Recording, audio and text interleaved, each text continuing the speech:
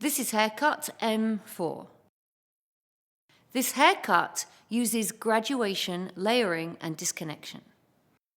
To start with, we're going to section the top in a triangle, then section away just above the occipital bone.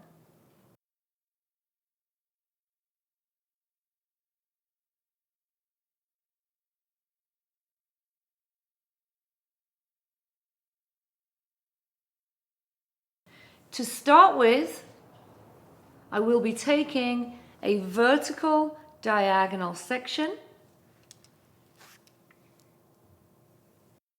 and I need to decide what angle to create.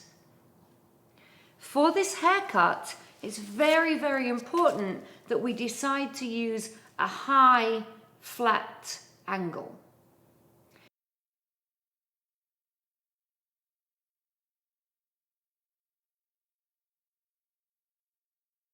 This angle will support the layering. If my first angle is too low, later on it will not help me in the layering area. So comb the hair out from the head and decide your first angle of graduation.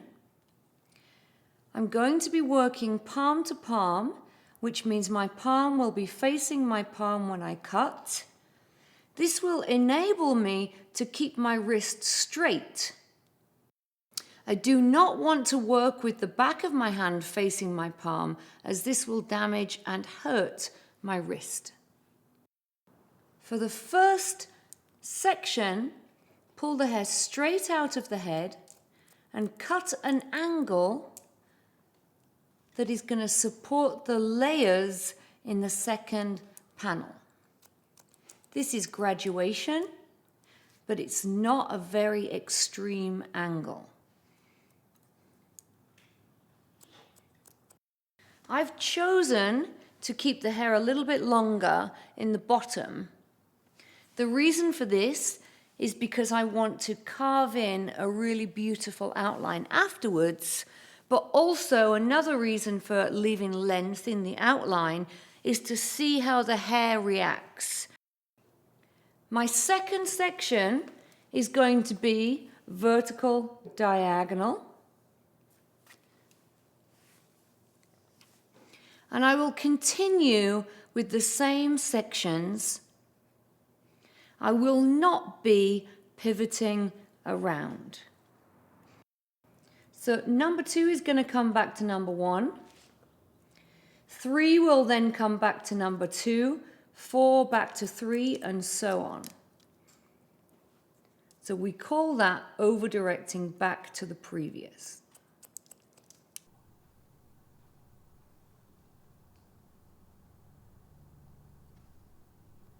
Always comb the hair down and see what the reaction is.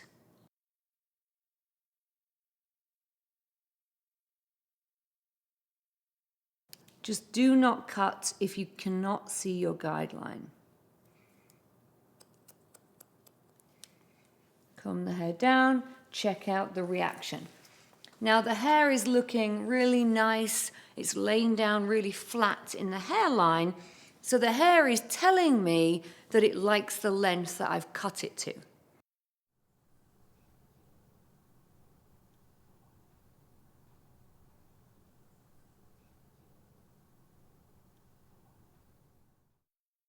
When working on the other side, there's a few key points that we need to think about. The first one is put the chair down.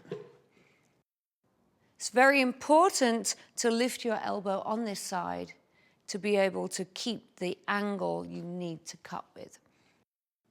A key point here is to stretch the client's neck out. If the head is dead upright, it's very hard to get in because the shoulder is in the way.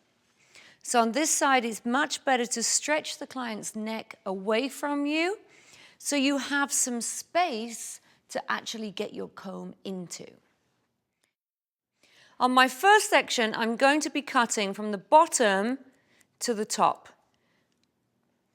I cut a small amount of hair, drop it, recomb, cut my middle, drop that hair, recomb, so I get higher and higher and higher, continuing to elevate my elbow. So on this side, I'm cutting from the bottom up to the top with the head slightly stretched over. Only cut when you feel your section is clean enough. And you can also over-direct just a little bit more in the corner if the hairline is weak. So I'm going to cross-check the haircut. Cross-checking means working with sections in the opposite manner to the way you originally cut it in. So for me, I took vertical diagonal sections, so my cross-check will be opposite, and I'm going to work with more horizontal sections, bring the hair out, and then clean. Now, on your cross-check, if you see something really big, a big piece of hair, it's important to go back and recut in the original fashion. I like to work with a more curved outline on a woman. I feel it really emphasizes the profile and really points to the beautiful jawline that Stacey has. What I don't like on a lady's haircut is a really square, hard shape, because I feel it looks too masculine. The way I'm going to work in the hairline is by using the points of my scissors. I need to be working at eye level, so I have to come down to eye level so I can really see what I'm doing. I'm using the points of the scissors to literally draw in, almost using my scissors as a pen to draw in the outline shape that I want to create. A big thing is not to use the full blade. If I go in like this, I push the hair around. I like to have the hair falling down in its natural position before I do this. And sometimes I even tap the hair to make sure it's falling exactly where it wants to be.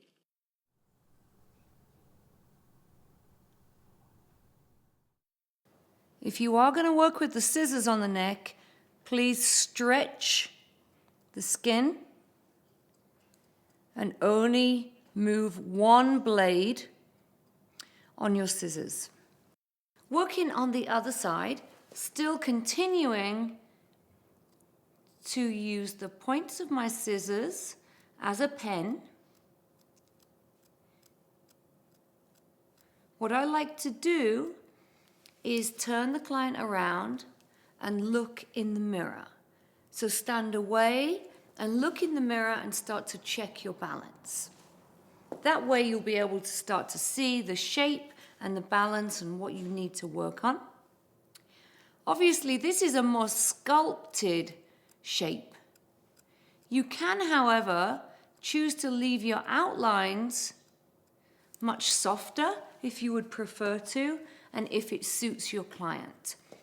I particularly like this look on Stacey. I think that she has the right shape in her neck and also the correct profile to work like this on.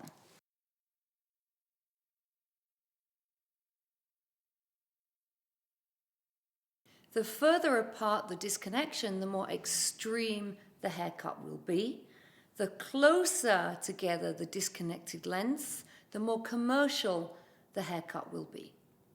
I'm going to choose to do something that's quite close together, as I want this haircut to be very commercial and very wearable for Stacey.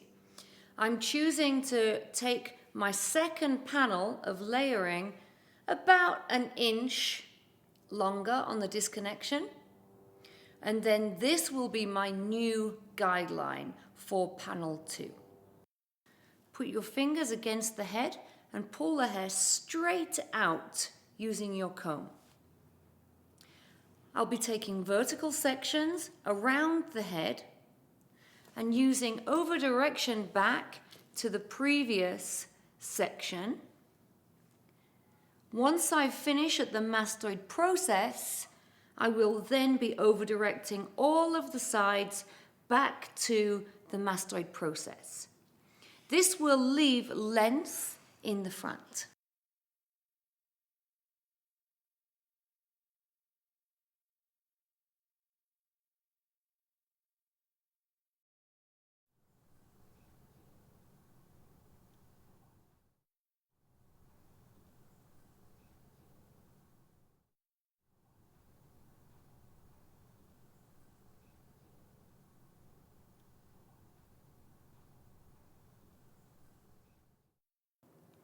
Two-thirds of the hair in my hands now is guideline, and 1/3 is the new hair to be cut.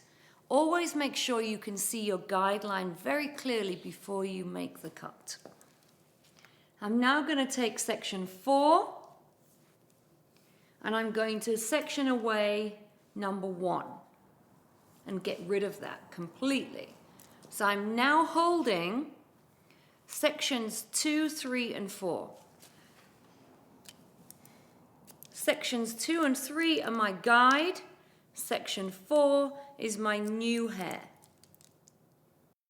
So you can start to see the disconnection happening, and it's falling in very gently and is very commercial. It is not really obvious to the eye. Continuing around the head, working back to the previous section.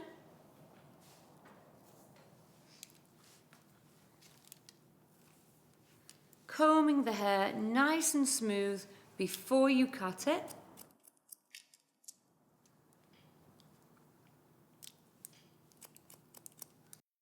So I take away the old section, I add in the new section to be cut, and I continue through in this manner until I get to the mastoid process.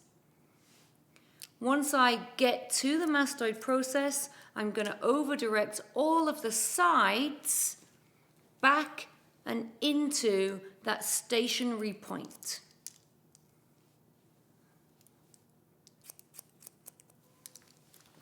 Combing the hair down, checking out your effect as you go.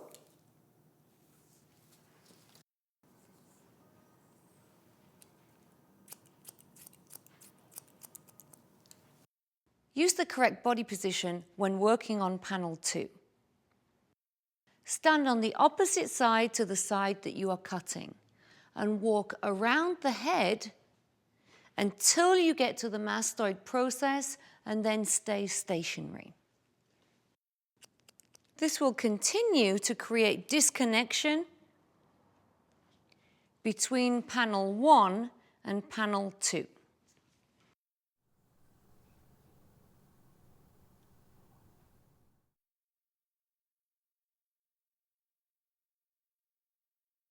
Starting the top area, I've chosen to take a diagonal parting. My first section will be on the heavy side of the parting.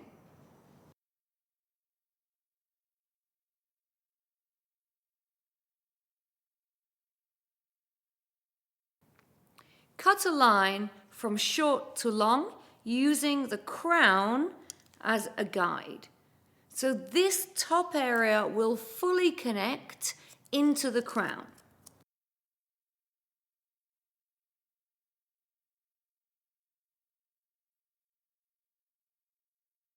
Stand in a position where you'll be cutting from shorter to longer. If you want the front to be more extreme, then your angle needs to be more extreme. If you want the front to be more gentle, then your angle should come down slightly.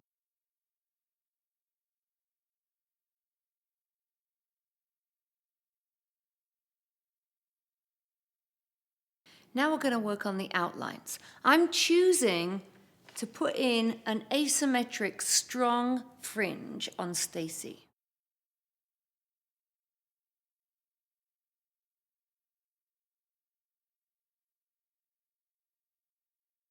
You can choose to do any of the other fringes that we have already learned in the medium series. Or you can choose to have the front very, very long if you prefer that too. The way I'm going to cut the fringe is to tap the hair. This is very important to allow the hair to fall in its natural position. I do not want to force it around. I want the hair to just fall where it wants to live. The second thing I'm going to do is close my scissor, lift the hair up, and allow it to just fall naturally into the comb.